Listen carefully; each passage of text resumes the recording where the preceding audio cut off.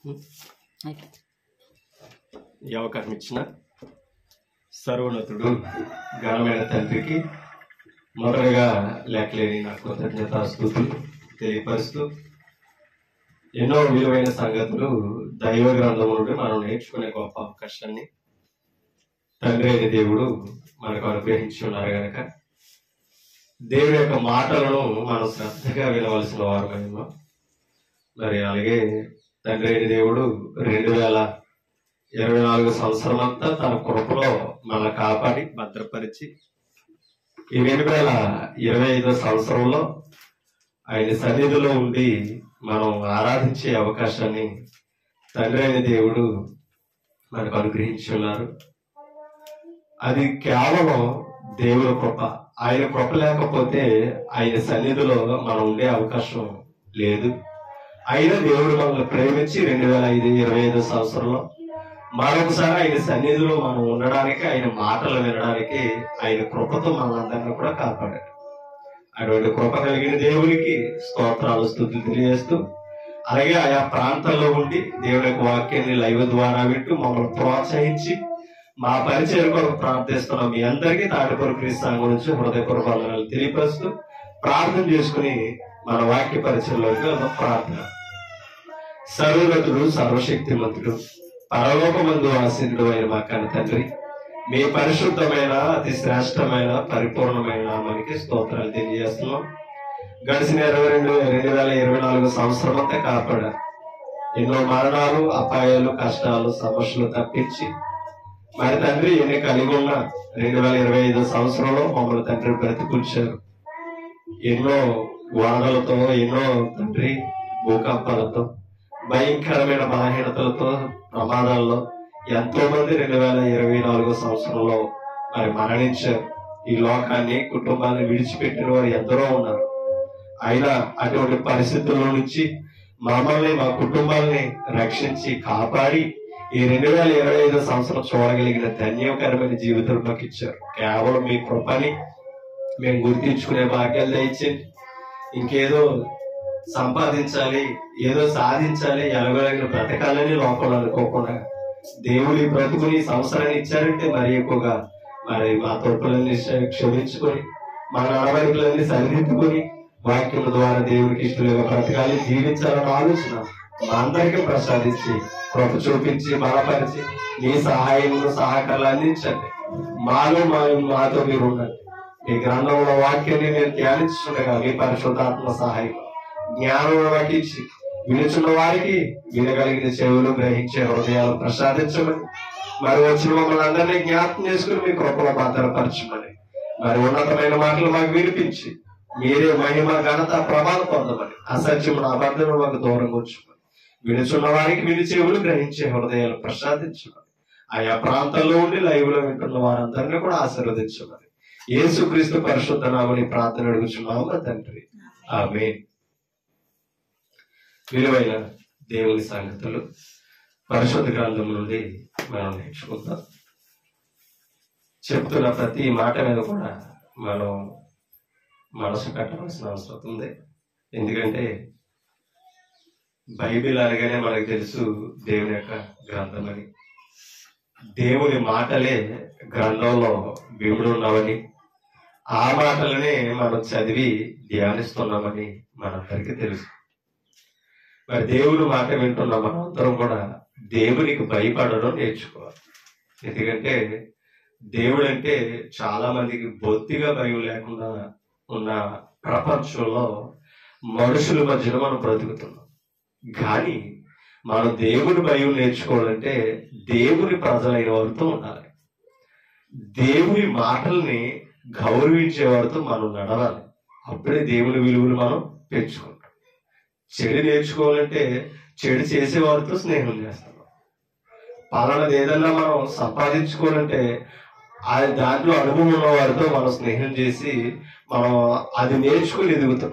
అలాగే దైవ జ్ఞానంలో ఎదగాలి, దేవుడి పరిశుద్ధతలో ఎదగాలి అని అంటే దేవుడి గురించి తెలిసిన ప్రజలతో మనం రావాల్సిన అవసరం ఉంది. వారు ఎవరు అంటే బైబిల్ చదివి దేవుడి వాక్యాన్ని వింటూ ఆయన సన్నిధిలో వాక్యానుసారంగా బ్రతుకుతున్న వారే ఆయన భక్తులు. ఆ భక్తులతో మనం నడవలసి జీవించవలసిన అవసరం మనం అందరూ. ఎందుకంటే దేవుని సన్నిధికి రావడం నరుడికి ఆశీర్వాదం.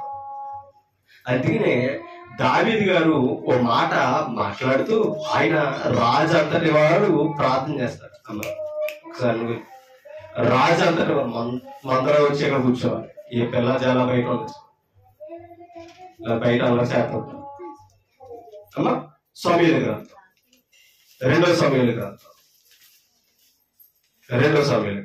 అద్భుతమైన మాటలో దావీదు గారు మాట్లాడుతూ దేవుని సన్నిధిలో ఆయన మనవలు చూడండి ఎంత అద్భుతంగా ఉంటాయో. తీసారా? రెండో సమూయేలు గ్రంథం 7వ అధ్యాయం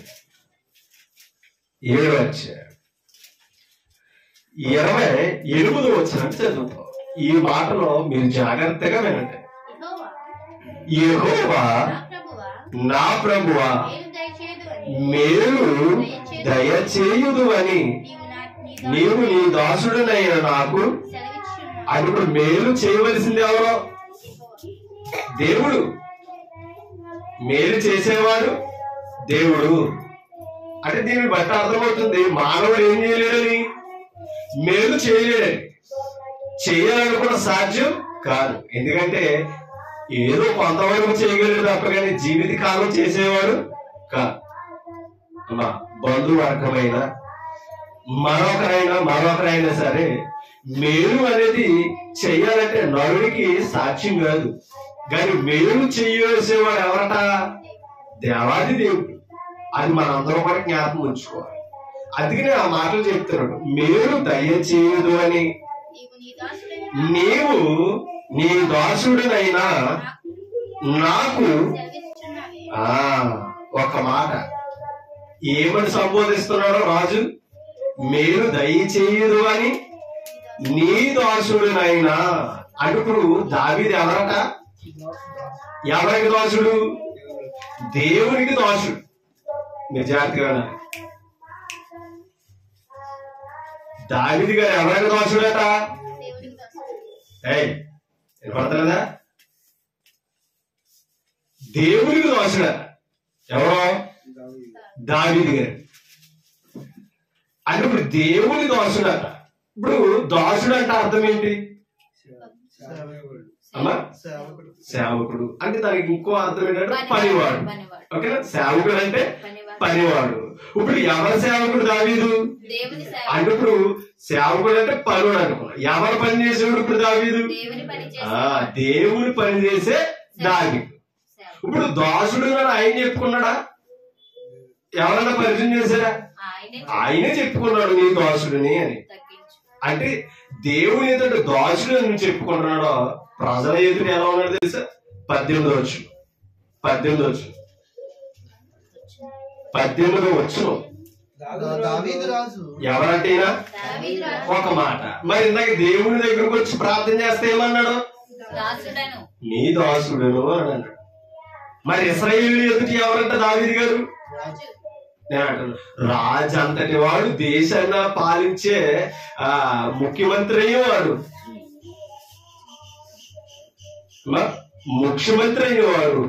రాజు పరిపాలన చేస్తున్నవాడు.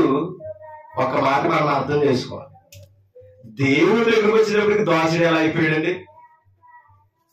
అమ్మా దేవుని దగ్గరకు వచ్చినప్పటికి దాసుడు ఎలా అయిపోయాడండి? ఒక మాట యెషయా గ్రంథంలోనికి వెళ్తాం. రాజు అంతటి వాడు దాసుడు ఎలా అయ్యాడో యెషయా గ్రంథంలో ఒక మాట చదువుతాం. ఈ మాటలో మనం జాగ్రత్తగా వింటాం. 66వ అధ్యాయం 1వ వచనం చదువుతాం.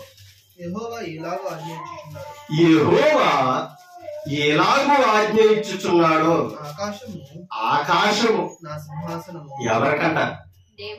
దేవునికి ఆకాశం ఏమైందంట? అంటే ఇప్పుడు మనం వేసుకున్న కుర్చీలు అంటున్నదంట. ఎవరికే? సృష్టికర్త అయిన దేవునికి ఈ సింహాసనం, ఆకాశము సింహాసనం లాంటిదంట. అంటే ఇప్పుడు మనం అర్థం చేసుకుంటాం. కింద చదువుతాం, భూమి అది మనం ఎలా ఒప్పుకుంటున్నాం? అది ఇప్పుడు ఒక మాట, ఈ నేల మీద మన పాదం ఎంత ఉంది? బాగానే. ఇంకా ఆయన పాదంతో పోల్చుకుంటే అసలు పాదాలే లేవు మనకి, అవునా? ఇప్పుడు భూమి ఏమో ఆయన పాదపీఠమట, ఆకాశమేమో ఆయన సింహాసనం అట. అంత గొప్ప దేవుడు. ఒక మాట, ఇప్పుడు ఆకాశం వేసి కుర్చీ అయిందంటే ఆయనకి, ఆయన స్థాయి ఎంత ఉన్నదంటారు? ఇప్పుడు ఏమా ఎంత అని కొలవగలమా? చెప్పాలి. దేవుడు ఇంత ఉన్నాడని చెప్పగలమా? ఆకాశమే సింహాసనం వేసుకున్నాడంటే, భూమి ఆయన కాలు మోపే పీఠమైతే ఇంకా ఆయన స్థాయి కొలవడానికి ఎక్కడ ఉన్నదండి నరుడికి? అంటే ఒక మాట అర్థం చేసుకుంటాం. మరి స్థాయి లేని దేవుడికి రూపం పెట్టి ఇవాళ సత్యుడు ఎలా ఆరాధన చేస్తున్నామంటే, దేవుడు ఎంతే ఉన్నాడని ఎలా తయారు చేయగలిగామండి మనం? వాస్తవాలు అర్థం చేసుకుందాం, అవునా కాదా? అంత గొప్ప దేవుణ్ణి, అంత పెద్ద దేవుణ్ణి ఏమా 6 అడుగులు బొమ్మగా లోన ఎలా పెట్టేస్తాం మనం? పోనీ ఇంకా డబ్బు ఎక్కువ అయితే ఏం చేస్తున్నారు? 20 అడుగులు ప్రతిమ చేస్తున్నారు. పోనీ 100 అడుగులు చేయమనంటే దేవుడి స్థాయి అంతే ఉందా? అసలు భూమి ఆయన పాదపీఠమే అనంటే ఆయనకి నివాస స్థలం ఎక్కడ ఉన్నది భూమి మీద? ఈ భూమిని నివాస యోగ్యంగా ఆయనకి చేయలేరు. ఆయన దాగు చోటు లేదండి. అందుకనే సొలొమోనంతటి వాడే, ఈయన కుమారుడైన దావీదు కుమారుడైన సొలొమోనంతటి వాడే దేవాలయం కట్టినప్పుడు ఏం చెప్పాడు దేవుడు? ఈ మందిరం నాకు పట్టజాలదు అని చెప్పగలిగాడు. నా విశ్రామ స్థానము ఏది అని దేవుడు ప్రశ్నించాడు. అంటే దీన్ని బట్టి మనకు ఒక మాట అర్థమవుతుంది, దేవునికి ఒక దాగు చోటు పెట్టడం. అంతేకాదు, ఒక చోటు ఏర్పరిచి నువ్వు ఇందులో ఉండాలనడానికి నరుడికి అర్హత లేదు. ఉన్నదంటారా? అంటే మన ఊహలో తయారు చేస్తున్నాం తప్ప కానీ నిజ దేవుడు మన ఊహల్లో ఉన్నవాడు కాడు. అర్థం చేసుకోండి. అసలే ఒక మాట ఇది ఇలాగే ఉంచి తిమోతి పత్రికలోనికి వెళదాం. అద్భుతమైన మాట అక్కడ కనపడుతుంది. తిమోతి పత్రిక 6వ అధ్యాయం. మొదటి తిమోతి పత్రిక 6వ అధ్యాయం 16వ వచనం చదువుతాం. 15 నుంచి చదువు. 15 నుంచి. శ్రీమంతుడును ఎవరట దేవుడు? యేసుక్రీస్తు ఎవరట తెలుసా? అని అన్నాడు. శ్రీమంతుడు అంటే ఎవరికి అమ్మవుతారు మనకి? అంతే కదా. సినిమా హీరోయే జ్ఞాపం అవుతాడు శ్రీమంతుడు అంటే. శ్రీమంతుడు అంటే సైకిల్ తొక్కుకోవడం, లింగి పంచి కట్టుకున్నవాడు కాదు. అలాగంటే ఫ్యాన్స్ కోపం అవుతుందేమో కానీ, అవునే కదా. శ్రీమంతుడు అంటే ఆయన లక్షణం వేరు. ఇవాళ ఆ పేర్లు కూడా వాడుకుంటున్నాం. చూడండి, శ్రీమంతుడు అంటే అర్థం ఏంటి? శ్రీమంతుడైన దేవుడు ఎవరంటే తెలుసా? అద్వితీయ దేవుడు. అద్వితీయుడు అంటే అర్థం ఏంటి? ద్వితీయం లేనివాడు. అంటే అర్థం ఏంటి? ఈయనలా ఇంకో దేవుడు లేనంటి వాడు అన్నమాట దేవుడు అంటే. అది ఆయన శ్రీమంతుడు. ఇంకా దేవుడితో పోల్చడానికి, చాటి చేయడానికి ఎవరు కూడా ఈ జగత్తులో లేరు. ఉన్న సాటి రాదు. ఎందుకు తెలుసా? ఏ దేవుడు ఉన్నా మనం మోసుకెళ్ళి నిలవలసిందే. కానీ మనల్ని చేసిన దేవుడు మనల్ని మోస్తున్నాడు, మనల్ని నడిపించగలిగిన యోగ్యుడు. అమ్మా అర్థం చేసుకోండి. మోసేది జీవం లేని వాడిని, కానీ జీవం ఉన్నవాడు మనల్ని మోస్తున్నవాడు. అమ్మా ఆయన పుట్టించాడు కాబట్టి, ఆయన జీవం ఉంది కాబట్టి మనకి ఏం చేశాడు? ప్రాణం పోసాడు, జీవాన్ని ప్రసాదించాడు. అందుకనే కదా ఈ లోకమంతా జీవిస్తూ తిరుగుతున్నాం. మరి మనల్ని చేసిన దేవుడు జీవం లేనివాడు అంటే ఎలాగా? అర్థం చేసి, మనకి ప్రాణం లేకపోతే మన బిడ్డలకి ఎక్కడి నుంచి వచ్చింది ప్రాణం? అది మన బొమ్మలు అయితే మన బిడ్డలు బొమ్మలే. మరి దేవుడు బొమ్మ కాదు, ప్రతిమ కాదు, జీవాధిపతి, జీవము ఉన్నవాడు, అద్వితీయుడు. ఆయనకి లాంటి దేవుడు మరొకడు లేడు. అంటే దీన్ని బట్టి అర్థం చేసుకోవాలి, మనం తయారు చేయగలం తప్ప ప్రాణం పోసే అర్హత నరుడికి అధికారం లేదండి. ప్రాణం పోసేవాడు దేవుడు, ప్రాణం తీసేవాడు దెయ్యం. అది దేవుడు అనేవాడు ప్రాణం పోస్తాడు, ఆ ప్రాణాన్ని నిలబెట్టేవాడు. ఆ ప్రాణాలు నిలబడాలనే దివిని విడిచి భూమికి దిగొచ్చు. మనం అందరం బ్రతకాలని, పరమ తండ్రి చెంతగా చేరాలని, ఆఖరికి తన ప్రాణాలు కూడా లెక్క చేయనివాడు దేవుడండి. కానీ ఇవాళ ఏమైనా కోపాలు తాపాలు వస్తుంటే నీ ఎంతు చూస్తాను, నువ్వో నేను తేలిపోవాలని. అంటే అర్థం ఏంటి? అవసరమైతే నువ్వు నన్ను చెప్పాలి, లేకపోతే నిన్ను నేను చెప్పాలి. ఈ 2025లో తేల్చేసుకుంటాం ఇదేనా? అంతే కదా. కోపాలు తాపాలు ఆవేశాలు వస్తుంది, ఇవే కదా మన మాటలు. అంటే ఇప్పుడు చంపేస్తాను అన్న మాట దేవుని కోణంలో నుంచి పుట్టినది కాదు.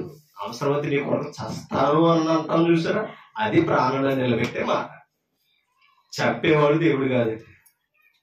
అవసరమైతే బ్రతికించడానికి చావు కూడా అప్పగింపబడిన వాడు దేవుడు. అందుకే ఇక్కడ అన్నాడు ఆయన అమరత్వము గలవాడు. అంటే చూడాలన్నమాట, అద్వితీయుడకు సర్వాధిపతి, సర్వానికి అధిపతి అంట. అంటే ఈ ప్రకృతికి అధిపతి, మానవ జాతి అంతటికి అధిపతి. అధిపతి అంటే నాయకుడు, పాలించేవాడు. మనమందరం సరెండర్ అవ్వాలి. అటువంటి సర్వాధిపతికి ప్రకృతిలో దేవుడు అనేసి ఒక చెట్టును చూపించగలుగుతున్నామంటే మన జ్ఞానం ఎక్కడ ఉన్నదో ఒకసారి ఆలోచించాలి. లేదంటే ఒక ప్రతిభని తీసుకొచ్చి నువ్వు ఇలాగే ఉండాలని అంటున్నామంటే మన జ్ఞాన స్థాయి ఎక్కడున్నదో ఒకసారి ఆలోచించాలి. సర్వానికి అధిపతి అండి.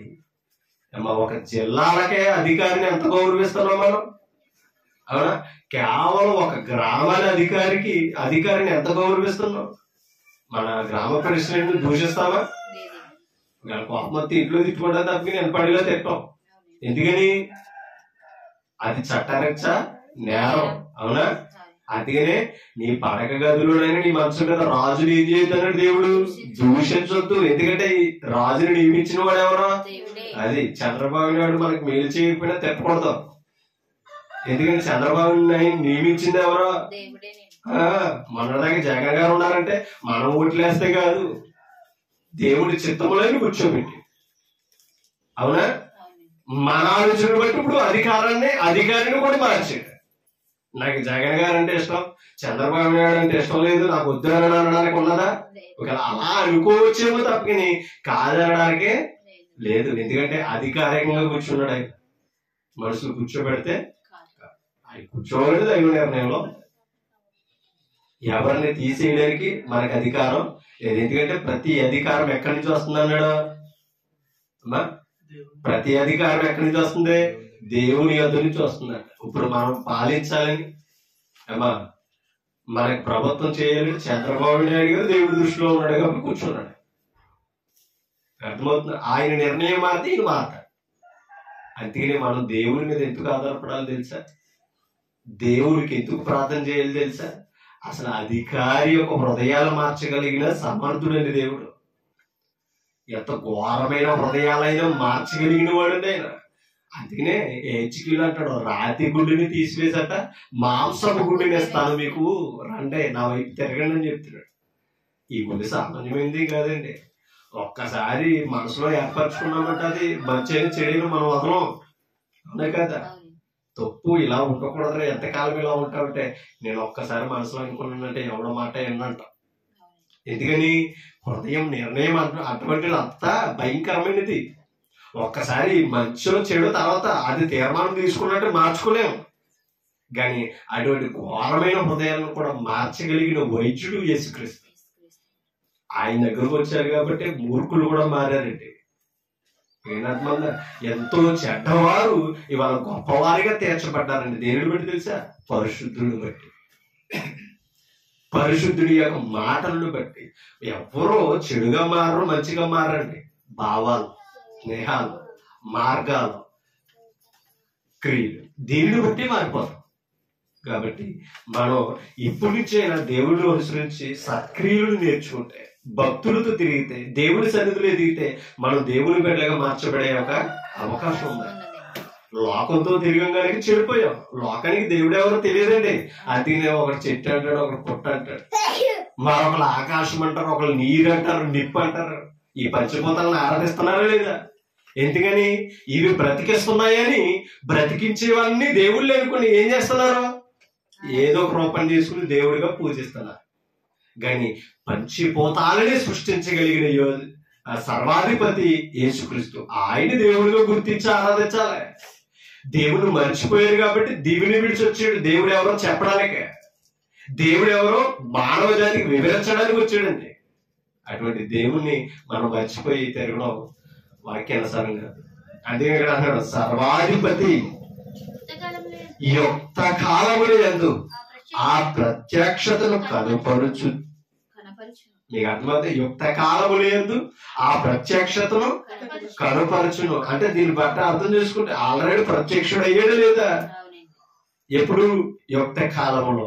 మరొక ఆయన వచ్చిన కాలానికి మరొక మాట చెప్పింది బైబిల్ ఏమంటే కాలము పరిపూర్ణమైనప్పుడు, కాలము సంపూర్ణమైనప్పుడు ఆయన వచ్చాడండి ఈ భూమి మీదకి.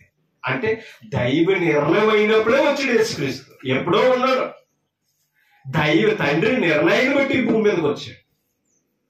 అంటే ఆయన ఎప్పుడు రావాలో, మనకి విమోచన ఎలా ఇవ్వాలో ఎవరి ప్లాన్? దేవుని దయాపూర్వకమైన సంకల్పం, ప్లాన్ అది. ఆయన ప్లాన్ లోనే ఈ 2025 సంవత్సరంలో మనం ఉండాలి. ఆయన సంకల్పం తెలిసిన ఆయన ఉద్దేశ ప్రకారంగా సంఘంలో మనం బ్రతకాలి. ఎందుకంటే మనకు ముందు ఎందరో గొప్పవారు, సామాన్యులు, ధనికులు, దరిద్రులు మరణించి లోకం విడిచిపెట్టారు. ఒక్క మాట గట్టిగా చెప్పాలంటే విజయవాడ ఏమైపోయిందండి మన వరదలకి? 600 పైగా ఆహారం అందకుండానే కొట్టుకుపోయి చనిపోయిన వారు ఉన్నారట. ఆలోచించండి. ఎక్కడో జరగలేదు ఇది. జపాన్లో భూకంపం వచ్చింది, చైనాలో మరొక వైరస్ వచ్చింది అనేది కాదు. మన దగ్గర ఉన్న విజయవాడలోనే ఆ వరద వస్తే సాధించలేకపోయారండి. అవునా? భయంకరమైన వరద. ఎప్పుడు వైజాగ్ ఇలా వెళ్ళేది, విజయవాడ మీదకి వచ్చింది. ఒకసారి ఆలోచించండి. అంతమంది మన చుట్టుపక్కల ఇన్ని ప్రమాదాలు జరుగుతున్నా మన వరకు రాకుండా ఉన్నదంటే దైవం సంకల్పం. ఆలోచించండి. ఇంకా దేవుడి కొరకు మనం బ్రతకాలండి, దైవం మీద ఆధారపడాలండి. మరొక మాట, ఆయన తీసుకుపోవాలంటే మనం ఎంత? అవునా అమ్మా? ఆయన తీసుకుపోవాలంటే ఎంత? ఏ యజ్ఞ బలియన చేయాలా? ముక్కు బలియన మొక్క ఇంకోటి ఏమి లేదు. ఆయన తీసుకుపోవాలంటే తలస్తూ అంటే చాలు వెళ్ళిపోతాం. కానీ ఇంకా ఎందుకు వచ్చాడు తెలుసా? మార్చుకుంటామని, మారతామని అవకాశాలు ఇచ్చాడంటే. బ్రతుకున్నవారు చచ్చిన వారి కంటే ధన్యులు. ఎందుకు తెలుసా? మారే అవకాశం ఉంది, తప్పించుకునే అవకాశం ఉంది, సరిదిద్దుకునే అవకాశం ఉంది. ఇప్పుడు ఒక మాట మీకు చూపిస్తాను చూడు. మరలా ఇక్కడ వస్తాం. లోకసు వార్త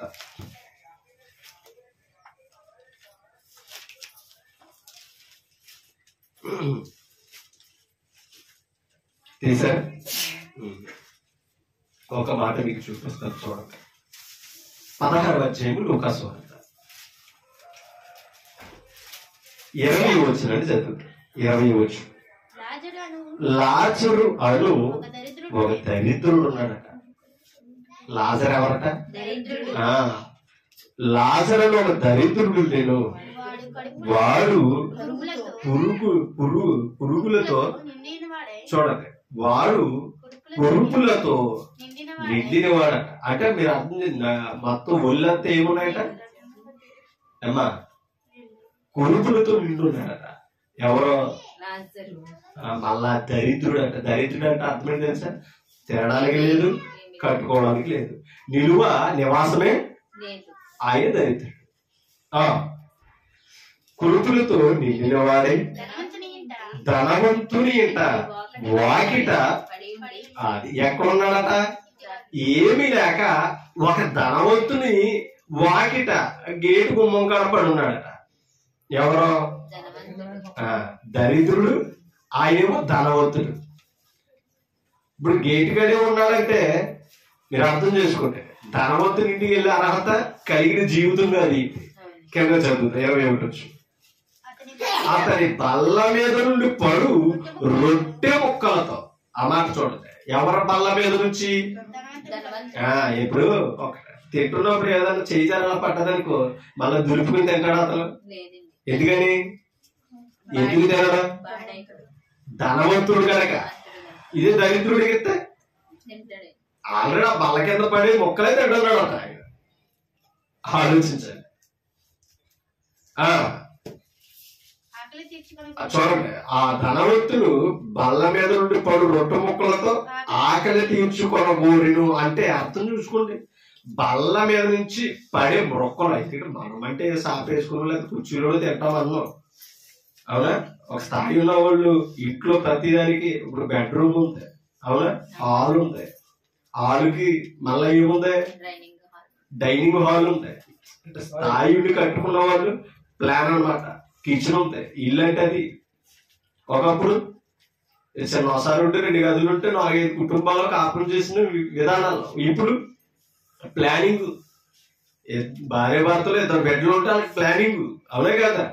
double bedroom, hall, dining hall, kitchen, అటాచ్డే బాత్రూమ్. ఇంకా బయటికి రావాల్సిన పని లేదు, అంత ప్లానింగ్ లో పెట్టుకుంటున్నారు. ఇప్పుడు డైనింగ్ ఆ బల్ల మీద నుంచి ఎప్పుడైతే పడుతున్నాయో ఆ మొక్కలు తిని కడుపు నింపుకుంటున్నాడంటే ఎవరో దరిద్రుడు. ఈ వేస్టేజ్ అని పడేస్తాడు కదా, వదిలేస్తాడు కదా, కనీసం అది తినైనా నింపుకుందాం అనుకుంటున్నాడట ఎవరో దరిద్రుడు. చూడండి కదా. అంతేకాక కుక్కలు వచ్చి వారి కడుపులు, చూడండి, కుక్కలు వచ్చి కురుపులు నాకు. ఎవరు కురుపులు అంటే ఒక్క మాట అర్థం అంటే ఎంత దయనీయమైన స్థితిలో ఉన్నాడంటే లాజరు. ఎంత భయంకరమైన స్థితి, వర్ణతీతం అన్నమాట. కురుపులు కూడా కుక్కలు లాగుతున్నట్టు ఆయన దయనీయమైన స్థితి ఎలా ఉందో చూడండి. ఆ స్థితి కలిగిన వాడు ఆ పరయేసిన ముక్కలు ఇచ్చిన చోట కొడుకు నింపుకుంటానని ధనవంతుడు వాకిట పడి చూస్తున్నాడు. ఒక్క మాట దీనిని బట్టి అర్థం చేసుకుంటే మనం ఏ స్థితిలో ఉన్నామంటారు? ధనవంతుడి ఇల్లు పక్కనెట్టేది, గొప్పడి ఇల్లు పక్కనెట్టేది. మన ఇంట్లో మనం ఎలా ఉన్నాం? 500 తెచ్చుకున్న దర్జాగా తిన్నాం ఇంట్లో, అవునే కదా? 500 సంపాదించుకున్నా, కనీసం 1000 రూపాయలు సంపాదించుకున్నా అయ్యాను ఒకటి చేయి చెప్పకుండా మనం సంపాదించుకున్నదే మనం దర్జాగా మన పిల్లలతో తినగలిగిన స్థితి మనకి ఇచ్చాడు. ఇప్పుడు దరిద్రుడి కంటే ఎవరు గొప్పవారు చెప్పండి? ఆ ధనవంతుడు పక్కన మనల్ని ఏ స్థాయిలో పెట్టాడండి? అది జీవిత విధానాన్ని బోధించడానికంటే పేదవారిని గొప్పవారిని పెడతాడు. ఆలోచించండి, మనకేముంది, దేవుడు ఏం చేశాడని తెలిసి మన పరిస్థితులను బట్టి, ఆర్థిక ఇబ్బందులు బట్టి దేవుని కొన్నిసార్లు మనసులో దూషించుకుంటూ ఉంటాం. మనం గొప్పవాడితో పోల్చుకుంటే మనం ఎప్పుడు చిన్నవాళ్ళమే. మన ఇంటికి దేహీయులు వస్తారు చూసారా, వాళ్ళతో పోల్చుకుంటే ఎవరు గొప్పవాళ్ళు చెప్పండి? ఇవాళ పెట్టే స్థితిలో మనం ఉన్నాం. ఎవరైనా పెడితే తిన్నామన్న స్థితిలో ఉన్నవాళ్ళు కూడా ఉన్నారు మనకంటే చిన్న దిగజారి. వాళ్ళని చూసైనా మనకి దేవుడు ఏ స్థితి ఇచ్చాడు చూసుకోవద్దా? బిల్డింగులు ఉన్నాయి, ఆస్తి ఉంది, గొప్పడు తగ్గుతుంది. ఈయనతో పోల్చుకుంటే మనకి ఏమీ చేయలేనట్టు ఉంటుంది దేవుడు. మనకంటే కింద వారితో పోల్చుకో, అప్పుడు మన స్థాయి ఎంత ఉందో దేవుడు ఏ స్థానంలో మనం పెట్టాడు. ఎప్పుడు కూడా అంటే దేవుడి దయలేంటే ఎవరు బ్రతకలేరు, బట్టకట్టలేరు. ఆలోచించు. అద్భుతమైన మాట. దావీదు గారు కుమారుడు అంటాడన్న మాట మరలే ఇలాగే పెడతాం.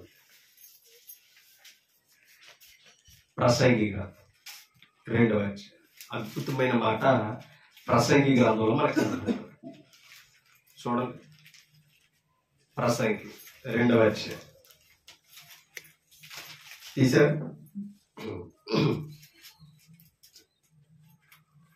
24 వచ్చి 2:24 ఏ అంటాయి?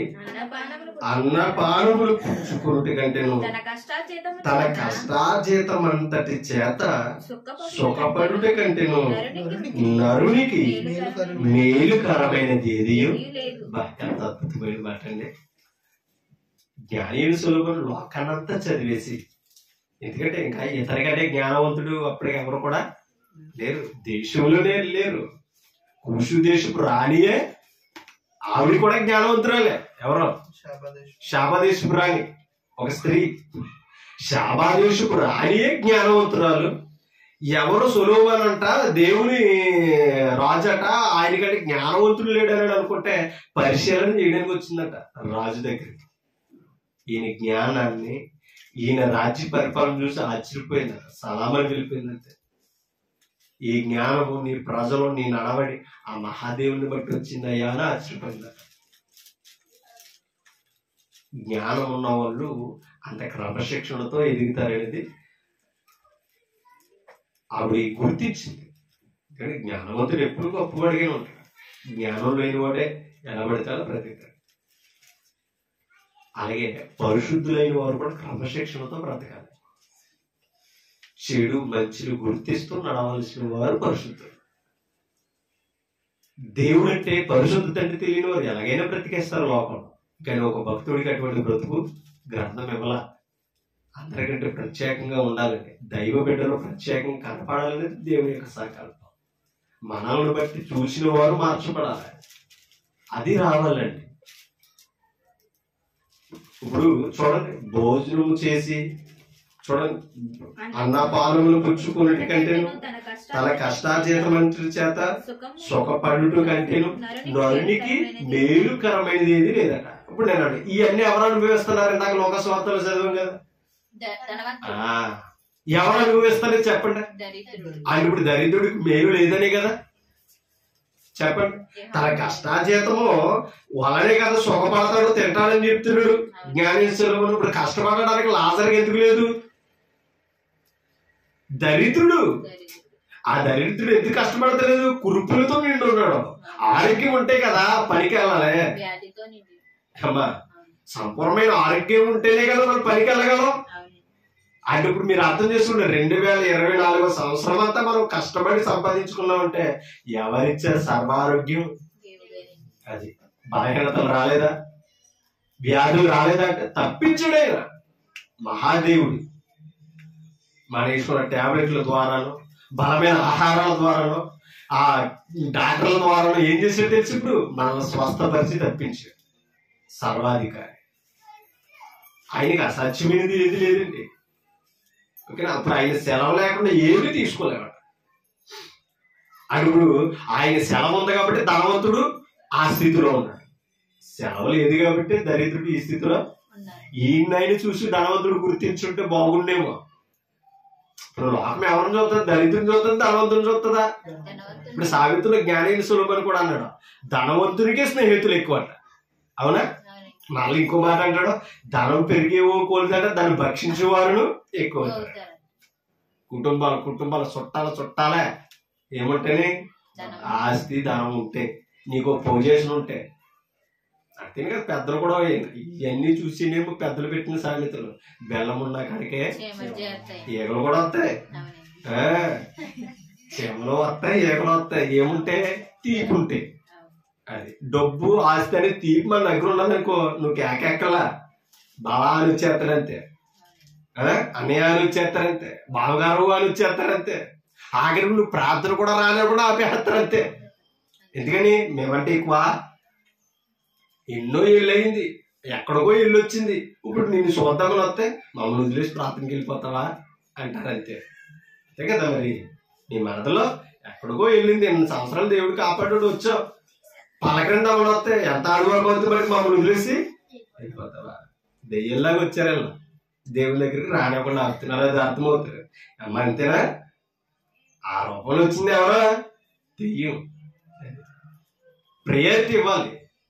కుటుంబమే గౌరవించుద్దని అంటారు. అమ్మ కూర్చోండి, నేను ప్రార్థనకి వెళ్ళి వస్తాను, దేవుని పని చేసుకో, ఆరాధనకి వెళ్ళాలి. ఆగమన్నారు అనుకో, సరే నాతో వచ్చేయండి, దేవునితో ఆనందం, దేవుని మాటలని వచ్చి మనం ఏం వండుకుని తిందామో తిందాం. నిజంగా మాట అనగలిగి విశ్వాసులు ఉన్నారా? ఇలా ఏ చుట్టాలో రాలేదని ప్రార్థనకి వెళ్ళిపోవాలేమో అనే పరిస్థితిలో మనం ఉన్నాం. అవునే కదా. కాబట్టి ఒక మాట అర్థం చేసుకోండి. అంత దయనీయమైన స్థితిలో దరిద్రుడు ఎత్తుకున్నాడు తెలుసా? ధనవంతుడు గుర్తించాలి, ఈ స్థాయి నా జ్ఞానం వలన, నా పూర్వీకుల వలన రాలా. ఈ స్థాయి స్థితి ఎవరిచ్చారు? దేవుడు నువ్విచ్చావని గుర్తించడానక. అది ఆ మాట అన్నాడు చూడండి. తన కష్టార్జితం అంతటి చేత సుఖపడుట కంటేను నరునికి మేలుకరమైనది ఏది లేదు. ఇది దేవుని వలన కలిగిన చూడండి, ఇది దేవుని వలన కలుగునని నేను తెలుసుకుంటుంది. తెలుసుకోవడం కూడా ధన్యత. ఇది ఎలా కలిగింది అనుకోవాలి తెలుసా? దేవుని దయ వలన కలిగింది అనుకోవాలట. ఎందుకని? 25 వచ్చిన ఎవరి సెలవు? సెలవు అంటే చెప్పండి. అది మంగళవారం మొత్తం చూసారా మనకి సెలవు? అది కాదు. ఆదివారం సెలవే కదా. దేనికి సెలవు? పనికి, రెస్ట్ అన్నమాట బాడీకి. ఆ సెలవు కాదు మాట్లాడుతున్నా. సెలవు అంటే మాట. ఆయన మాట ఇవ్వకపోతే చూడాలి కింద, చూడండి. ఆయన మాట లేక భోజనం చేసి సంతోషించుట చెప్పండి. భోజనం చేయడం తృప్తి ఉండదు. అంటే తిన్నానండి, నొప్పి వచ్చేస్తుంది, గ్యాస్ బిల్ ఏమైనా ఉందా చూస్తారా? అవునే కదా. కంగారు అనమాట. వీడు గొంతులు వేస్తాడు, నొప్పి అంటాడు, ఎక్కడో చెప్పడం, ఎలా వస్తుందో చెప్పడం. 12కి 1 గంటకి ఎవరి దగ్గరికి వెళ్ళాలి? అమ్మా ఎలా ఉంటది? పిల్లలంటే అనుకోవచ్చు, మనకు రాదా నొప్పి? మామూలుగా ఉంటదా? ఇంకా ఇంటికాడ కంగారు మామూలుగా ఉండదు. మీరు ఎలా నిద్ర వస్తారు లేకంటే రా బాబు అని అంటాం.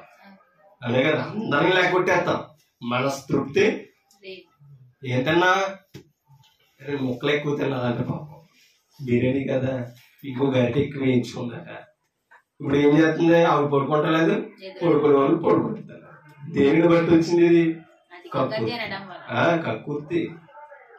అందుకనే మనకి సరిపడినంత తినాలట. ఎప్పుడు కూడా మీరు గమనించలేదు, ఆహార శాస్త్రం కూడా చెప్తుంది. మొన్న నేను వీడియో చూస్తే అందులో మనం తినే ఆహారం అంట ఎందుకు ఎక్కువ తినేస్తాం తెలుసా? మనం తిన్నాక తింటుండగా 20 నిమిషాల తర్వాత చెప్తుందంట నాకు కడుపు నిండిపోయింది చాలు అని. అప్పటికి ఏమైపోతుంది? ఎందుకంటే కంగారు కదా. ఏ చారు అయితే ఏదో మళ్ళీ మొహం పక్కెట్టుకుని ఏం చేస్తాం? తింటాం. ఏది? చారు మజ్జిగ. బిర్యానీ కథ మాసం కూర తగిలింది అనుకో, క్షణాల్లో వెళ్ళిపోతుంది ఒకటి. అవునే కదా, క్షణాల్లో వెళ్ళిపోతాయి. ఏది? ఈ ఆహారం. అంటే ఇప్పుడు మీరు అర్థం చేసుకుంటే మనం అలా తిని నిండింది చాలు అని కొడుకు చెప్పేటప్పటికి ఎంతో వెళ్ళిపోతుందట. 20 సెకండ్లు పడుతుందట. ఏది? ఈ బ్రెయిన్ నిండింది చాలు ఈ కొడుకు చెప్పేటప్పటికంటే 20 సెకండ్లు పడుతుందట. ఆ 20 సెకండ్లు ఎంత తినేస్తాం? మీకు అర్థమవుతుందా? కాబట్టి అందుకని మనం ఎక్కువ తినేస్తాం.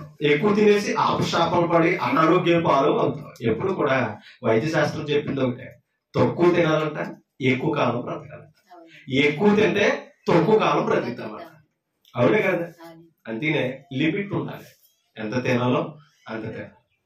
పిల్లలకి తెలియదు. అందుకనే మనం అంటాం చాలు ఇందాక అయి తిన్నాం, అన్నం కూడా ఎక్కువ తినేయకంటాం. అవునా? అన్నం తినేసాక కూడా యాప్లికే దొరికితే తెచ్చుకుని తినేద్దామని అనుకుంటాడు. క్షణమే కదా. అన్నం తింటాడు, యాప్లికే కనపడితే ఎవరిని తినేస్తాడు. అక్కడ మిక్చర్ ఏదో కనపడితే ఎవరిని తీసేసుకుంటాడు. ఇంకా మిషన్ లాగా తింటానే ఉంటాడు. కానీ అడ్డు ఎవరు పడతాం? ఎందుకంటే ఎక్కువ తిన్నా ఆశీతి చేస్తాం. ప్రాణానికి హానికరం. కంట్రోల్లో పెడతామే లేదా? కంట్రోల్లో పెడతామే లేదా? మీరు సైలెంట్ గా ఉండాలి. అక్కడ ఉన్న వాళ్ళు ఎవరు తెలుసా? మాస్టర్ అయినా మామూలుగా ఉండదు. అది మనం అర్థం చేసుకోవాలి. అందుకనే ఎప్పుడు కూడా అంటే దేవుని సెలవు ఉంది కాబట్టి తిని తృప్తి పొందుతున్నాడు. తిన్నాక హాయిగా మంచి ఆహారం ఎంత బాగుందో అని అనుకోవడం చూసా. ఈ హాయి ఎక్కడి నుంచి వచ్చిందంట? ఆయన మాట సెలవు నుంచి వచ్చిందట. అది కనీసం అంత మంచి ఆహారం తినే ముందు అయినా కృతజ్ఞత చెప్తామా? దేవా ఈ రోజు ఇంత మంచి ఆహారం సిద్ధపరచు, ఉదయం తినది ఇప్పుడు తినే అవకాశం నాకు ఇచ్చావు. మరొకటే అందుకని దేవుడికి కృతజ్ఞత చెప్పాలి. మంచి ఆహారం పెట్టావు, తినుచున్నాను, నాకు ఆరోగ్యం, అరుగుదలని శక్తి, ఈ బలంతో నీ పని చేసే బుద్ధిని అని అడగాలి. అలాగే ఇంకో మాట, ఆ ధనవంతుడు అడగాలి, నాలంటే దరిద్రులు ఎంతో మంది ఉండొచ్చేమో, నాకు ఇచ్చావు. అలాంటి వారికి పెట్టే మనసు, అలాంటి వరకు నువ్వు సిద్ధపరిచి కోలని అని అడగాలి. మన ప్రార్థనలు ఎప్పుడు అది ఉండాలి. ఇచ్చినందుకు కృతజ్ఞత చెప్పాలి, లేని వారికి ఇమ్మని ప్రార్థన చేయాలి. ప్రార్థన అందుకని ఆహారం పుచ్చుకున్నప్పుడు దైవానికి కృతజ్ఞత చెప్పాలి. ఒకప్పుడు పెద్దవారు ఉండేవారండి, కళ్ళకి అద్దుకుని ఏం చేసేవారు తెలుసా? మొదటి ముద్ద రెండో ముద్ద పక్కన పెట్టేవారు. అది కొద్దిగా ఆ ఆచారం నుంచి వచ్చింది కనుక ఇది మా నాన్న ముద్ద, ఇది మా అమ్మ ముద్ద, అదే కదా. ఇంకా ఏమైనా పూర్వీకులు ఉంటే కనుక ఇది మా తాత ముద్ద, ఇది మా తాత ముద్ద అంటూ వచ్చి తింటారని ఆ విధంగా. లేదంటే ఆ విధంగా ఏమన్నా పక్షులు తింటాయని పక్కన పెట్టేవారు. అలా పెట్టే మనసు లేని వాళ్ళు లేని పెద్దలు మాట్లాడినారు ఎంగిలి చేస్తూ బాగుపడిపోద్దా, కాగేమో బాగుపడిపోద్దా అని దాని అర్థం ఒక మనుషులు పిసినారితనాన్ని సూచించి మాట్లాడిన సామెత అది. చాలా మంది పెట్టే గుణం ఉంటది, కొంతమందికి పెట్టే గుణం ఎంత పిసినారితనం అంటే తింటే మనకు కూడా అయిపోద్ది అనుకుని తినేవాళ్ళు కూడా ఉండరు. కొరిచి పెడితే డబ్బులు అయిపోతాయని, బియ్యం తెస్తే మొత్తం ఓ రోజు వండేస్తారని 1 కేజీ 2 కేజీలు అవునాయి కదా. ఒకప్పుడు ఏం చేసేవారు, ఆ పూట బియ్యం ఆ పూటే కోరుకొని వండినారు మన ఇంట్లో పెద్దవారు. ఆఖరికి మన తల్లిదండ్రుల వయసులో కూడా జరిగింది. ఇప్పుడు బియ్యం అయిపోతానే కట్ట వచ్చి పడిపోతుంది. మరి ఇప్పుడు మనం ఏం చేస్తున్నాం, అప్పుడు ఆ పూట బియ్యం అవసరం మిగిలితే పొద్దునికి ఏం చేసుకుంటే ఆగేసేవారు. ఇప్పుడు కేజీ అన్నం మిగిలిపోయినా సరే ఎవరు తింటాడా, ఎవరున్నాడు అదే కదా.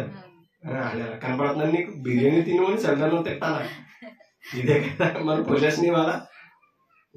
ఎక్కడ ఎదుగుతాం మరి. కాబట్టి ఎప్పుడు కూడా మనకి పొదుపు అనేది ఉండాలి, ఒబ్బులు ఉండాలి. ముఖ్యంగా ఒబ్బులు లేకపోతే ఆహారాలు కూడా పాడైపోతాయి, ఒబ్బులు లేకపోతే జీవితం కూడా పాడైపోతాయి, సంసారాలు కూడా పాడైపోతాయి. ఒబ్బుడు ఉండాలంటే నేను అంటున్నా.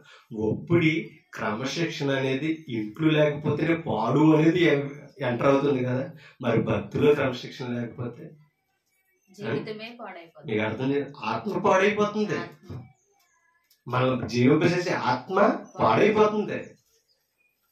మరి దేవుడి దగ్గర ఒప్పుడేది మంచి ప్రవర్తన ఉండాలండి. మనం ఇంటి మాటలు అనుసరించడానికి ప్రయత్నం చేయాలండి. డాక్టర్ దగ్గరికి వైద్యం కోసం వెళ్తాను, ఎన్నో బలహీనతలు చూపించుకుంటున్నాను. ఈ 3 పూటలు వేసుకుంటే నువ్వు ఆరోగ్యంగా ఉంటావని అంటాడు. సీట్లోకి వచ్చి నువ్వు అలాగే చెప్తావు అలా కదా.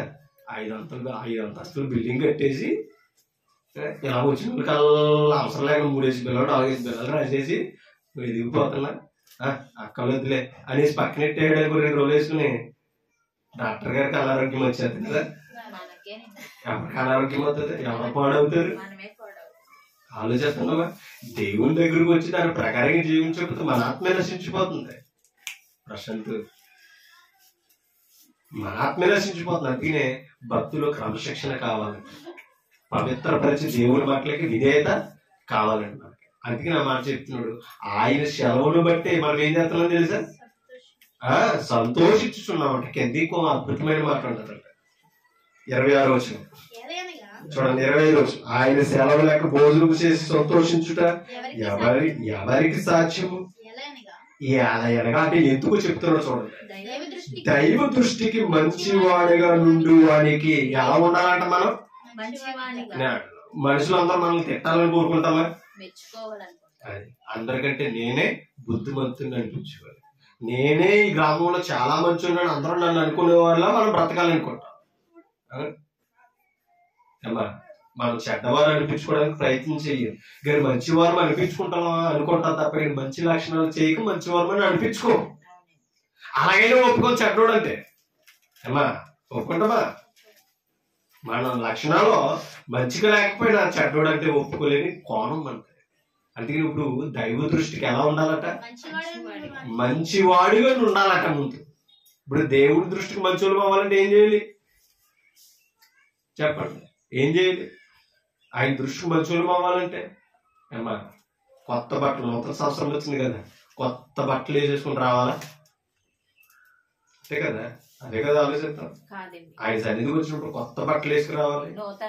లేదంటే అది మొన్న అటుకులు అడిచాం కదా, 1 కేజీ అటుకులు అట్టుకెళ్దాం.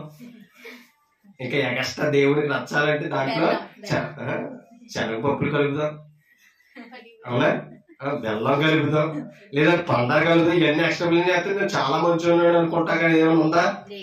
అవన్నీ కాదండి, అవన్నీ వద్దని కాదు.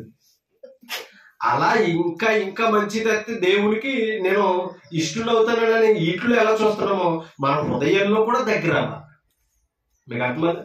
ఇప్పుడు వస్త్రంలో కాదు నూతనం కావాల్సింది, హృదయాల్లో రావాలి, మన ఆలోచనలో రావాలి. అప్పుడు దాకా చెడ్డగా ఆలోచించాము, దేవుడి సంవత్సరాన్ని ఇచ్చాడు మంచిగా ఆలోచిస్తాం. అప్పుడు దాకా చెడ్డ పనులు చేసేమేమో, ఇవి మార్చి ఎప్పుడైనా మంచి పనులు చేద్దాం. నూతనము కొత్తది అనేది మనలో పుట్టాలి, మీకు అర్థమవుతుందా? అప్పుడు మన జీవితమే కొత్తది అవుతుంది. అంతే తప్ప కానీ మనం ఒక జత బట్టలు వేసుకున్నంత మాత్రాన కొత్త వారు మనము బట్టలు కొత్తయే. రెండోసారి వేసుకుంటే, మూడోసారి వేసుకుంటే కలిగిలో ఒక చూడం. ఎందుకని ఇవి మారిపోతే మనకులాగా 2 సార్లు వేసుకునేటప్పటికి, అవునే కదా. కానీ హృదయం మారాలి. దైవ దృష్టికి మంచివాడు అవ్వాలంటే, అనిపించుకోవాలని అంటే ఏం కావాలి తెలుసా? హృదయ శుద్ధి కావాలి. చూడండి, దైవ దృష్టికి మంచివాడిగా నుండడానికి దేవుడు జ్ఞానమును తెలివిని ఆనందమును. ఇప్పుడు చెప్పండి, ఇప్పుడు జ్ఞానం కావాలి, తెలివి కావాలి, ఈ రెండింటితో పాటు ఆనందము కావాలంటే దేవుని దృష్టికి ఎలా ఉండాలంట? మంచి వారిగా ఉంటే జ్ఞానం వస్తుంది. ఇప్పుడు దేవుడి దగ్గరకు వచ్చి ఏం నేర్చుకోవాలి? ఇప్పుడు చెప్పండి, మనం మంచితనాన్ని నేర్చుకోవాలి. అమ్మా అర్థమవుతుందా? దేవుడి దగ్గరకు వచ్చి ఏం నేర్చుకోవాలి? అంతేనేది. మోషేతో మాట్లాడతాడు దేవుడు. నిర్గమాకాండం 32 అధ్యాయం, 33 అధ్యాయం. నిర్గమాకాండం 33 తీసారా? ఒక మాట మీకు చూపిస్తాను చూడండి. 18 నిమిషాలు చదువు. అతడు అంటే మోషే, అతడు దయచేసి నీ మహిమను నాకు చూపమన్నాడట. అంటే పై వచ్చిన అంటాడు, నువ్వు నాకు కనపడు అని అడిగాడు. ఎవరినే? ఇలా చూడు, మోషే దేవుని అడిగాడంటే నాకు ఒకసారి కనపడు అని, చూపించు మహిమను. అంటే నీ ముఖ కాంతిని నాకు చూపి, నీ ముఖాన్ని నాకు ప్రదర్శించు, నాకు చూపించు అని అన్నాడట మోషే. ఈయన అన్నాడట, ఆయన నా మంచితనం అంతయు నీ ఎదుటి కనుపరిచేదను. ఎవరి మంచితనం? దేవుని మంచితనం. నీ మహిమను నాకు కనపరిచేటప్పుడు దేవుడు మోషేతో అన్నాడు, నా మంచితనం అంతయు నీ ఎదుటి కనపరిచేదను. అంటే ఇప్పుడు దేవుళ్ళో ఏముంది? మంచితనం. ఇప్పుడు ఆయన దగ్గరకు వచ్చిన వాళ్ళు ఏం రావాలి? అది నేర్చుకుంటే ఆయన మంచితనం మనలో వస్తుంది. అప్పుడు ఇప్పుడు దైవ దృష్టికి ఎలా బ్రతుకుతాం మనం? మంచివారిగా బ్రతకగలిగితే మనకి ఏమిస్తున్నాడు దేవుడు? జ్ఞానము, తెలివి, ఆనందం. అది జ్ఞానం పాడు చేయదు, తెలివి మోసగాళ్ళ దగ్గర ఎలా ఉండాలో, తెలివి పాపం దగ్గర ఎలా ఉండాలో మనం నడుచుకోగలం. తప్పే చేయనప్పుడు బాధ ఎందుకు వస్తుందని మనకి.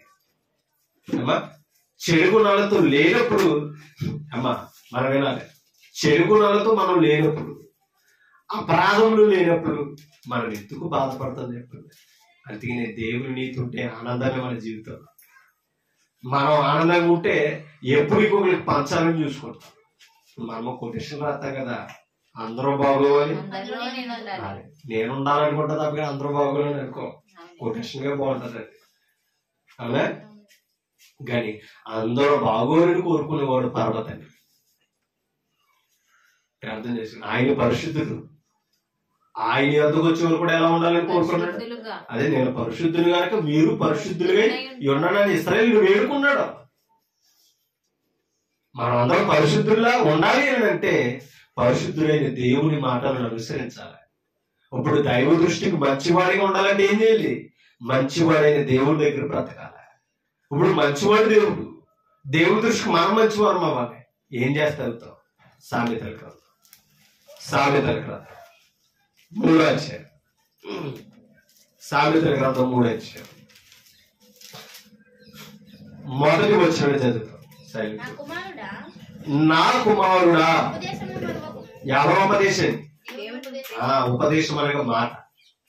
నా ఉపదేశమును మరువకము, నా ఆజ్ఞలను హృదయపూర్వకముగా. అంటే దేవుని మాటలు మనసులో ఉంచుకోవాలట, చెవిని పెట్టి ఈ చెవితో వదిలేయకూడదు. హృదయంతో పట్టుకోవాలట, హృదయంలో భద్రపరచుకోవాలట. అందుకే నా ఆజ్ఞలు హృదయపూర్వకముగా గైకొను. ఏవి? ఆయన ఆజ్ఞలు, ఆయన ఉపదేశాలు మన హృదయములో ఉంచుకుంటారట. అవి దీర్ఘాయువును ఏమిస్తున్నాయి అంటే అర్థం చెప్పండి. ఎక్కువ కాలం బ్రతికే అవకాశం ఎక్కడున్నది చెప్పండి. అది మంచి ఆహారం తింటే ఆయుష్ పెరుగుతుందని కాదు, ఆరోగ్యం పెరుగుతుంది అంతే. ఆయుష్ పెరగాలంటే దేవుని దగ్గర ఉండాలి. దీర్ఘాయువును, మళ్ళా దీర్ఘాయువు ఉందట, దీర్ఘాయువుతో పాటు సుఖం ఉందట. అంటే ఇప్పుడు సంవత్సరాలు పెరిగితే సరిపోదు, సుఖం ఉండాలి. సుఖం లేని జీవితాలు ఎన్ని అనిపిస్తే ఏంటి? అంతేనే ఎన్నో అన్నీ ఉన్నాయండి. మనశ్శాంతి లేదండి, ఇంట్లో ప్రార్థన చేయండి, పాటలు లేదా అన్నీ ఉన్నాయండి. అది నా మాట ఏందా? అది నా మాట ఎవడా? ఎలా వెళ్తారు, ఎలా అవుతారు? ఇది కదా మాట్లాడేది. ముందు ఒబిడియన్ గా భర్త ఉండాలి, అప్పుడు భార్య ఉండాలి. ఇలా ఇద్దరు ఉంటే పిల్లలు ఎదుగుతారు. కుటుంబంలో యజమానుడే మాదిరి. లోకంలో క్రైస్తవుడు మాదిరి అయితే, క్రైస్తవుడికి క్రీస్తు మాదిరి అయితే, కుటుంబంలో యజమానుడే మాదిరి. మంచిగా మనం ఉంటే గౌరవించమని మనం అడగక్కర్లేదు. ఆటోమేటిక్ గా చూసేవాళ్ళు కుటుంబంలో వచ్చేస్తుంది. భార్య, నా భర్త పద్ధతి కలిగినవాడు, నా భర్త జాగ్రత్త కలిగినవాడు, అలాంటి ఆయన నేను ఏం చేయకూడదు, అగౌరవపరచకూడదు, తగ్గించి మాట్లాడకూడదని ఆవుల్లో పుట్టాలని అంటే ముందు మన ప్రవర్తనలో రావాలి. మనం ఉంటే కంపల్సరీ అడగకుండా వచ్చేస్తుంది. మాస్టర్ వచ్చి నమస్కారం అన్ని మిమ్మల్ని అది ఉన్నాయి, అవునా కదా? మాస్టర్ వచ్చి నమస్కారం చేయరారా అని నన్ను అడుగుతాడా? అడగడు. ఆల్రెడీ మాస్టర్ వచ్చినప్పటికి కొంతమంది నమస్కారం అంటారు, గుడ్ మార్నింగ్ సార్ అంటారు. ఎక్కడి నుంచి వచ్చింది? ఆయన క్రమశిక్షణను బట్టి మాస్టర్ కూడా నెమ్మదిగా, ఆయన కూడా క్రమశిక్షణతో ఉంటే, అందరితో ఒబిడియన్గా ఉంటే ఏం చేస్తారు తెలుసా? విద్యార్థులు ఇచ్చేస్తారు గౌరవం. మాస్టర్ వస్తారు, ఆయన వస్తారు, మాట్లాడకూడదురా, చాలా నెమ్మదిగా ఉంటారు, మంచి వ్యక్తి అయిన అంటారు. కొంతమంది ఉంటారు ఆ క్రమశిక్షణలో పెట్టలేని మాస్టర్లు కూడా ఉంటారు. అంటే మాస్టర్ని బట్టి విద్యార్థులు ఉంటారు, తండ్రులను బట్టి బిడ్డలు ఉంటారు, యజమానుని బట్టి కుటుంబం ఉంటది, అధికారిని బట్టి సమాజం ఉంటది. అవునే కదా? అధికారి పాలన బాగుంటే ప్రజలు వర్ధిల్లుతారు, అధికారిని కూడా గౌరవిస్తారు. అమ్మా, ఇది ప్రోటోకాల్ అంటారు అన్నమాట. అవునే కదా? ప్రోటోకాల్ అంటారు. ఇది అధికారిని బట్టి కిందవారు ఉంటారు, ఇంటి యజమానుని బట్టి బిడ్డలు కుటుంబం వర్ధిల్లుతారు. ఆ దేవుని బట్టి మనం ఎంత క్రమశిక్షణ ఉన్నాం. ఆయనే పరిశుద్ధత లేకపోతే మనకెక్కడ వస్తుంది? అర్థం చేసి మన అటువంటి దేవుని దగ్గరికి వచ్చి దేవుని మాటలని చెడుగా ఆలోచించి చెడు మార్గంలో ఇంకా తిరగడం ఎంతవరకు దేవునికి మహిమ చెప్పండి. ఆలోచించండి. ఈ సంవత్సరమైన నన్ను మార్చు, ఈ సంవత్సరమైన నేను మారాలి. ఇలా ఎన్ని సంవత్సరాలు మాట్లాడుకుంటాం? సంవత్సరాలు మారిపోతున్నాయి, మన మాటలు మనం అలాగే ఉంటున్నాం. ఈ సంవత్సరమైన మారాలని ఎన్ని సంవత్సరాల నుంచి అనుకుంటున్నాం? అనుకుంటే జరగదా? ఈ సంవత్సరం దేవుడు నాకు ఆయుష్ ఇచ్చాడు, ఈ సంవత్సరమే పిలిస్తే నేను దేవుని దగ్గర నా ఇల్లు చక్కబెట్టుకోవాలి, నా ప్రాణాలను రక్షించుకోవాలి అన్న స్థాయికి మనం రాకపోతే ఇంకో సంవత్సరం ఉంటుందని ఎలా ఊహించేసుకుంటాం చెప్పండి. కాబట్టి దేవుడు ఈ రోజు ఇచ్చాడు, ఈ రోజులోనే మనకు కనపడాలి. రేపేమో తెలియదు, రేపు ఉంటామని గ్యారెంటీ ఎవరికే లేదు. ఇంత బోధించి నేను ఉంటానని ఏం లేదు. పిలిస్తే ఇవాళ వెళ్ళాలి, ఇలాగే వెళ్ళిపోవాలి. కానీ వెళ్ళిపోతూ ఆయన పని చేసి వెళ్ళాలి. ఆయన దగ్గర పరిశుద్ధులకు బ్రతికి వెళ్ళిపోవాలి. ఆయన ఉన్న స్థానానికి చేరే అవకాశం ఉంది. చావు ఎలాగైనా ఖచ్చితం. ఎలా బ్రతికిన, మంచిగా బ్రతికినా చచ్చిపోతాం, భక్తి చేసి బ్రతికినా చచ్చిపోతాం, ఆఖరికి దేవుణ్ణి ఎరగకుండా జీవించినా చనిపోతాం. తర్వాత మన స్థాయి ఏంటి, మన స్థానం ఎక్కడ, మనకి దిక్కేది ఎక్కడే అంటారు పెద్దలు. ఒక తల్లిదండ్రులు లేకుండా అనాథలుగా బిడ్డలు ఎదుగుతుంటే ఎవరు లేనుడికి దేవుడి దిక్కు. ఆ దిక్కు కూడా ఇక్కడ ఎత్తుక్కోకపోతే రేపొద్దున అక్కడ మనకి దిక్కేది మన అయ్యగారి దిక్కు కాదు, మన తల్లిదండ్రుల దిక్కు కాదు. నేను అర్థం చేసుకుంటాను. మనకి దిక్కు ఎవరైనా ఉన్నారంటే దేవుడు అక్కడ. ఆ దిక్కు ఈ భూమి మీద ఉండగల వెతకాలి, లేకపోతే వెతుక్కోలేదు. కాబట్టి దేవుని సన్నిధులు ఎలా బ్రతుకుతాం, దేవుని సన్నిధులు ఎలా ఉంటున్నాం, మన ఆయుష్ కాలం ఎంత, దావీదు గారు అన్నాడు, నా ఆయుష్కాలం బెత్తెడంత, బెత్తెడంత, కొలవడానికి కూడా లేదు. నీకు అర్థమవుతుందా? బెత్తెడంత చేసావు నా ఆయుష్. మరొక చోట అంటాడు, ఆవిరి వంటిది యాకోబు భక్తుడు అన్నా. మరి ఎలా ఉన్నాయంట? ఆవిరి వంటిది. ఇప్పుడు పాత్రలో ఏమైనా పదార్థం ఉందామనుకో, దీని కలర్ ఇది మీరు అర్థం చేసుకుంటారు అమ్మా. ఏమైనా పాత్రలో పదార్థాలు వండుతున్నాం, అవి వేడిగా ఉన్న చూపు ఏం లెగుతుంది? వేడిగా ఉందని ఆవిరి లెగితేనే తెలుస్తుంది. వేడి లెగితే ఆవిరి లెగితలేదనుకో, చల్లారిపోయింది ఎట్టేటయ్యా వేడి చేసుకురా అంటాం, అవునా? ఇప్పుడు ఆవిరి ఆ పాత్ర పైన లెగుతున్నప్పుడే ఉంటుంది పదార్థం, ముందు పక్కన చూడండి కలిసిపోతుంది గాలిలో. అలాంటిదంటే మన ఆయుష్కాలం. మరి ఇటువంటి ఆయుష్కాలంలో బ్రతుకుతున్నాం మనం. దేవునికి భయపడొద్దా? కనీసం దేవుని సన్నిధిలో బ్రతకొద్దా? దేవుని విధేయులు అవ్వద్దా? నాకంటే ఎవడు గొప్పవాడు ఉన్నాడని మనం ఇష్టం వచ్చినట్టు వెర్రవీకి మాట్లాడడం దైవ దృష్టికి అనుకూలమైనది కాదు. దైవ దృష్టికి అనుకూలమైనది ఏదంటే తగ్గించుకుని బ్రతకాలి, తగ్గించుకోవాలి. ఇప్పుడు దావీదు ఎవరని చెప్పుకున్నాం? అక్కడి నుంచే కదా ప్రారంభించారు. దావీదు ఎవరని చెప్పుకున్నాం? రాజు. దేవుని దగ్గరకు వచ్చినప్పుడు ఏమని మాట్లాడాడు? నీ దాసుడను. ఎంత తగ్గించుకున్నాడండి రాజు. అన్న గర్వం రాలా? నేను దేశాన్ని పాలెత్తున్నాను, దేవుడిని ఆగి లెక్కండి అని అనుకోలే. దేవా నీ దాసుడు నేను, నువ్వు ఉంచితే ఇక్కడ సింహాసనం, నువ్వు ఉంచితే ఆ ప్రజలు నా మాట విన్నారు. ఎంత జ్ఞానం అన్నది. ఇవాళ మన దేశాన్ని పాలిస్తున్న మోడీ గారితో సహా ఆలోచించుకోవాలన్నమాట. దేవుడు ఉంచితేనే దేవుడు ఆ జ్ఞానం ఇస్తేనే దేశాలను మేము పాలించగలుగుతున్నామన్న స్థాయి దేవుని జ్ఞాపకం ఉంచుకోవాలన్నారు. అలా లేరు. ఆయన కింద ఉన్న ప్రజల మీద మనం బ్రతకాలి. అమ్మ నెబుకద్నెజరుకి దేవుడు ఎవరో తెలుసా? చెప్పలే, తెలీదు. విగ్రహాన్ని పూజిస్తున్నాడు. ఎవరిని బట్టి తెలుసుకున్నాడు? షడ్రకు, మేషకు, అబేద్నెగో విశ్వాసుల ద్వారా, కేవలం భక్తుల ద్వారా భగవంతుని తెలుసుకున్నారండి. ఇవాళ మనల్ని బట్టి ఒక అధికారైన ప్రభు ఎవరో తెలుసుకో. తెలియాలంటే మనం నడవాలి. అటువంటి విశ్వాస వీరుల్లా మనం క్రమశిక్షణతో మాదిరిగా ఉండాలి. ఇంత జ్ఞానం ఇచ్చాడండి. మనం ఎలాగోలేక బ్రతికి వెళ్ళిపోతుందని అనుకోకూడదు. సంవత్సరాలు లెక్కేసేసుకుంటున్నాం, హ్యాపీ న్యూ ఇయర్ చెప్పేసుకుంటున్నాం, ఆ పుట్టినరోజు అవుతానే కేక్ కట్ చేసుకుని తినేస్తున్నామని అనుకుంటే కుదరదు. మన జీవితంలో సంవత్సరానికి లెక్క చెప్పాలి. వెళ్ళిపోయింది. ఏం చేసాం ఈ సంవత్సరం? 2024 గురించి అడిగితే, 2025 పిలిచి అడిగితే ఏం చెప్తాం మనం సమాధానం? ఇంక 26 ఎత్తావేమో అప్పుడు చూద్దామని అనుకున్నాను, 25లోనే తీసిపోయి నేను ఏం చేయాలని అంటావా? చాయిస్ ఉన్న దేవుని దగ్గర నిలబడడానికి. కాబట్టి దేవుని ముందు నిలబడలే నేనంటే నిలబెట్టగలిగిన యోగ్యుడు యేసుక్రీస్తు అక్కడే. ఇక్కడ భూమి మీద ఆయన ఒప్పుకుంటానంట, నేను తీర్పులో నా తండ్రి ఎదుట వారిని ఒప్పుకుంటాను. ఇక్కడ నేను ఎవరో ఎరుగును అనని నన్ను ఒప్పుకోకపోతే, నేను తీర్పులో నా తండ్రి ఎదుట మీరెవరో నాకు తెలియదని నేను ఎరుగునట్టు అన్నాడు అంతే. కాబట్టి అటువంటి ఉత్తరవాది దేవునికి మనకి మధ్యవర్తి యోగ్యుడు యేసుక్రీస్తు. ఆయన సన్నిధిలో ఉండాలండి.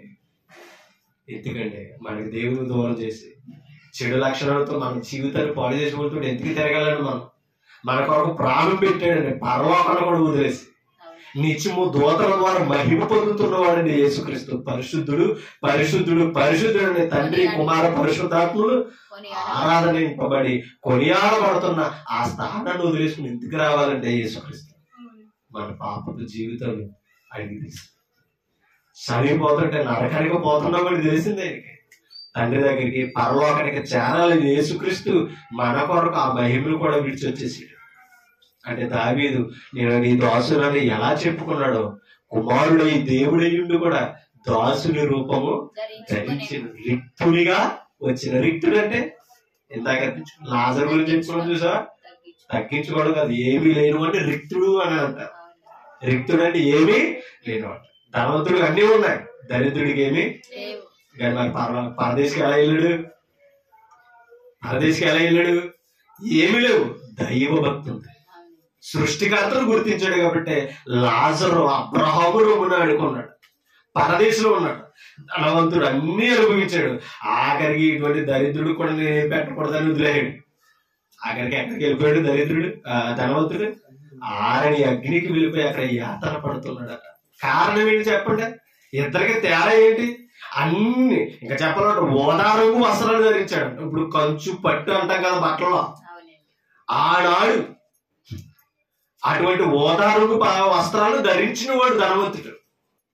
ధనవంతుడిట్లో రొట్టెలు ద్రాక్షరసం ఎప్పుడు కూడా. అటువంటి విందు సన్నపు నార బట్టలు కట్టుకున్న వాళ్ళు ఆ ధనవంతుడు ఆరని అగ్నికి ఎందుకు వెళ్ళిపోయాడని చెప్పండి. కోటలో నివసించిన వాడు దేవుణ్ణి ఎరగలా, దేవుడు ఎవరు గుర్తించలా, అసలు ఇవన్నీ అనుభవిస్తున్నది దేవుడి వల్లనే అనుకోలే, పోయాడంతే. కాబట్టి మనం ఏ స్థానంలో ఉన్నామనేది కాదు, అప్పులతో బ్రతుకుతున్నామా లేకపోతే ఆకలితో బ్రతుకుతున్నాం అనేది కాదు. ఆకలి ఉన్నా సరే, పస్తులు ఉన్నా సరే నీతిని కోల్పోకూడదు. ఆ నీతిని కోల్పోలేదు లాజరు, అవునా కదా, దరిద్రుడు. ఆ నీతే పరలోకానికి నడిపిస్తుంది ఆయన. కాబట్టి ఇవాళ మనం బ్రతికించేది నీతి ఒకటే, అది దైవ నీతి అయి ఉండాలి. మన స్వనీతి, మన స్వంత నీతి ఎప్పుడొకప్పుడు పాడు చేయాలి. దైవ నీతి కావాలి. దైవ నీతిలో పాపం లేదు, దైవ నీతిలో జీవం ఉంటే పరలోకానికి నడిపించే శక్తి ఉంది. ఆ దైవ నీతినే తెలియపరచడానికి ఆ నీతిగా యేసుక్రీస్తు లోకానికి దిగొచ్చాడు. ఈ ఒక్క మాట చదివి మనం ముగించేసుకుంటాం. చూడండి, సామెతల గ్రంథం 3:2 అవి దీర్ఘాయువును సుఖ జీవంతో గడుపు సంవత్సరములను శాంతిని నీ కలుగు చేయను. బా ఏముందంటే ఆయన ఆజ్ఞలో దీర్ఘాయువు ఉంది, సుఖ జీవముతో గడుపు సంవత్సరాలు ఉన్నాయట. ఈ 2025 సంవత్సరం మనకి సుఖం శాంతి ఉండాలంటే ఏం చేయాలి? ఆయన సన్నిధిలో ఆయన మాటల ప్రకారంగా బ్రతకాలి. కింద ఇంకో మాట్లాడతాడు, శాంతిని నీకు శాంతి లేదనే కదా మాట్లాడుతున్నాం. శాంతిని ప్రసాదించడానికి శాంతిమూర్తిగా యేసుక్రీస్తు వచ్చాడు. కింద 3వ దయ్యను సత్యమును ఎన్నడను, అంటే వాక్యానికి మనం దూరం అవ్వకూడదు. ఇప్పుడు వాక్యం విడివకుండా ఉండాలంటే ఏం చేయాలి? మనం వదిలేయకూడదు గ్రంథాన్ని.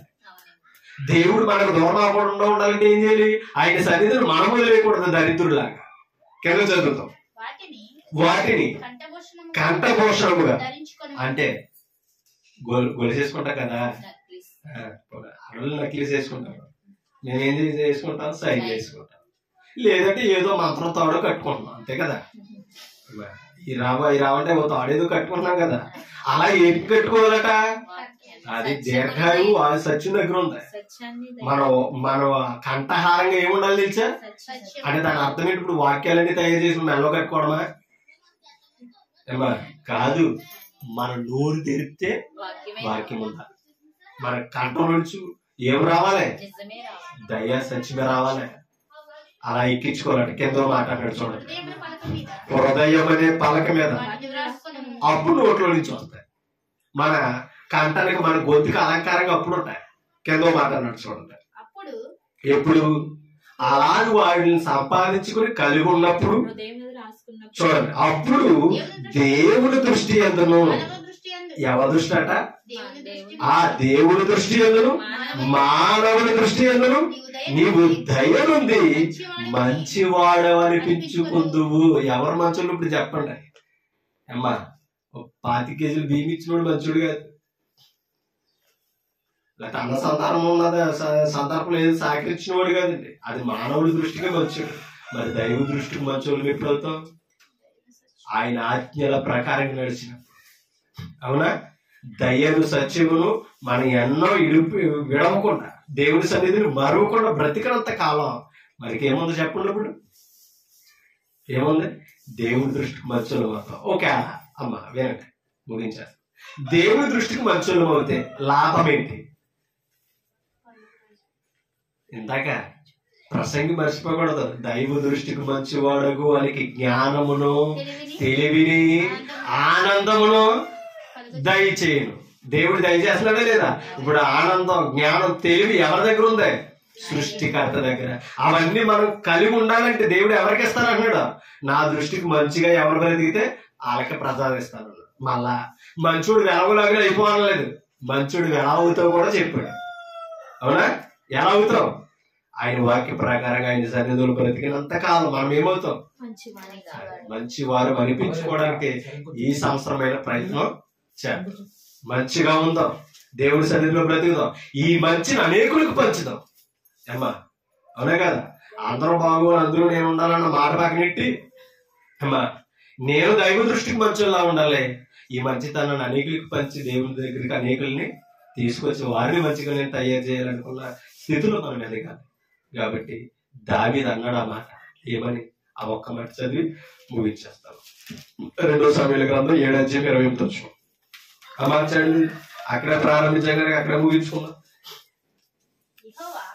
2 సమూయేలు గ్రంథం 7:28 యెహోవా నా ప్రభువా, నీవు మేలు దయచేయుదురని నీవు నీ దాసుడునైన నాకు సెలవిచ్చుచున్నావే.